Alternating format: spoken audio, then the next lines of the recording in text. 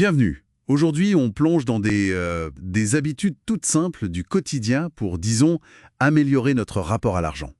On s'appuie sur des extraits d'un guide qui parle de richesse durable. Pas juste l'argent, hein, mais aussi le mental, l'émotionnel. Et ce qui est intéressant, c'est que ça repose sur des micro-actions, des trucs de moins de 5 minutes souvent. Donc, pas de formule magique, mais des gestes concrets à intégrer facilement. L'idée, c'est de bâtir des fondations saines sans que ça devienne une montagne. Oui, tout à fait. Et je crois que le point clé, c'est vraiment la prise de conscience et la régularité. Ces petites choses, mises bout à bout, elles peuvent vraiment transformer notre relation à l'argent sur le long terme. C'est un travail de fond, en fait. D'accord. Alors, allons-y. Première habitude qui m'a barqué. Noter chaque dépense, chaque jour. Juste le chiffre, hein, sans se juger. La source dit « ce que vous suivez, vous le contrôlez ». Ça paraît simple, non?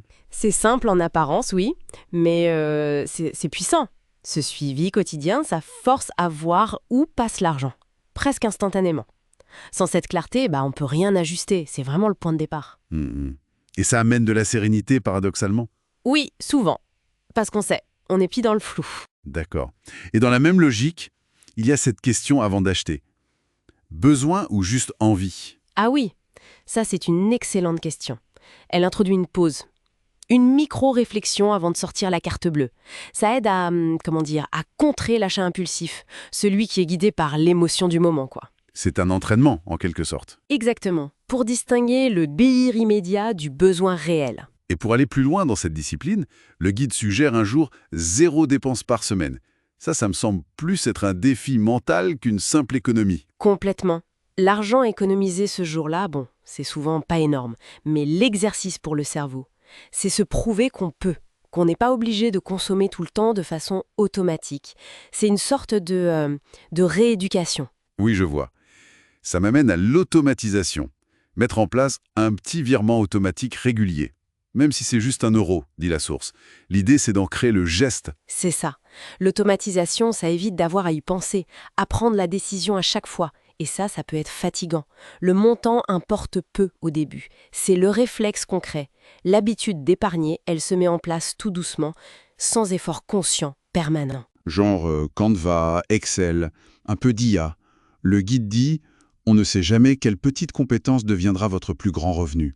C'est une approche proactive, oui. Et au-delà du revenu potentiel, ce qui est important, je crois, c'est le sentiment de contrôle que ça donne. Apprendre, maîtriser de nouvelles choses, ça renforce la confiance. La confiance en sa capacité à créer de la valeur, à générer des ressources, c'est essentiel. D'ailleurs, le guide touche aussi à la psychologie derrière tout ça. Par exemple, remplacer « je ne peux pas me le permettre » par Ah oui, « je ne peux pas me le permettre pour l'instant ». ça change la perspective, non? Énormément. C'est subtil, mais ça transforme un sentiment de manque, qui peut être démoralisant, en une étape, une préparation. On n'est plus bloqué, on est en chemin. Ça ouvre des portes mentalement. Il parle aussi de savourer les plaisirs gratuits pour déconnecter un peu la joie de la dépense. Et de regarder son solde bancaire régulièrement, mais sans stress, juste pour savoir. Tous ces éléments, en fait, ils visent à changer notre perception de l'argent. Ils demandent de l'attention, oui, mais pas forcément de l'anxiété. C'est un peu comme le bocal à monnaie dont parle le guide. Un rappel visuel que les petits riens, ils s'additionnent. Donc en gros, si on résume ces extraits, une relation saine à l'argent, ça se construit avec des petits pas, des habitudes simples, répétées. Il s'agit d'agir comme si on prenait déjà soin de son argent, même si on commence tout petit. Exactement. L'effet cumulé est là, sur les chiffres bien sûr, mais aussi sur l'état d'esprit, sur ce sentiment de maîtrise. La richesse, au sens large, et la confiance financière, c'est quelque chose qui se cultive jour après jour. C'est une habitude, comme le dit la source. Et peut-être pour laisser une dernière pensée, en lien avec une autre idée du guide. Au-delà de ces gestes qu'on fait seuls, quel impact ça aurait si on osait parler d'argent un peu plus ouvertement? Avec ses proches ou entre pairs, pourquoi pas? Utiliser des outils pour mieux comprendre, partager. Comment est-ce que cette communication pourrait au fond améliorer notre propre clarté et nos décisions? C'est une question à méditer, je trouve.